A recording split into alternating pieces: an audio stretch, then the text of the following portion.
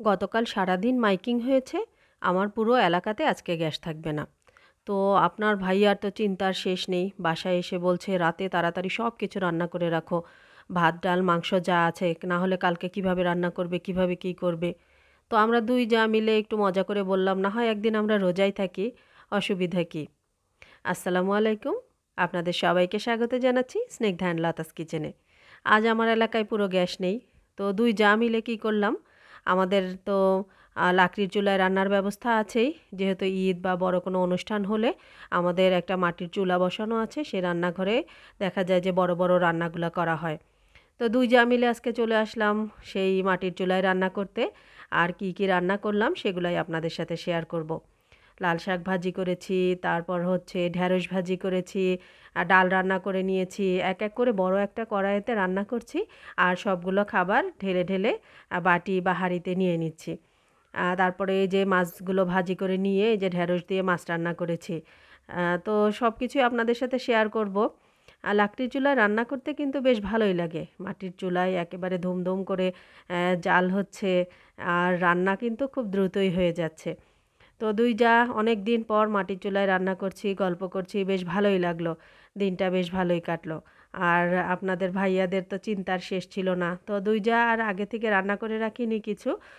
২ জনেই পরিকল্পনা করেছি যে আজ একটু মাটির চুলায় রান্না করব।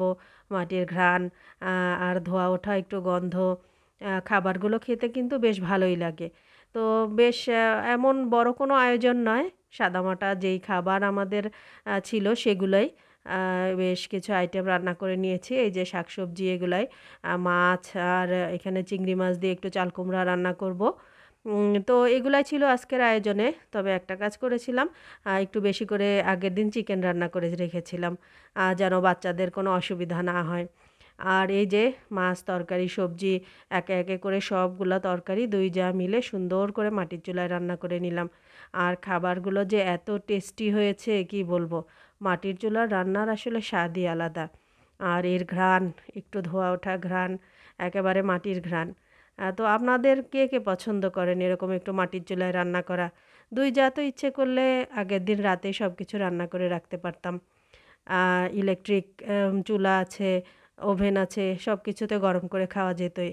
কিন্তু ২ জনে মিলেই একটু পরিকল্পনা করলাম যে একদিন না হয় মাটির চুলায় রান্না করলাম। সমস্যা একটাই, একটু কালি হয়ে যায় আরকি। তো আমরা বড় একটা কড়াই নিয়ে নিয়েছি।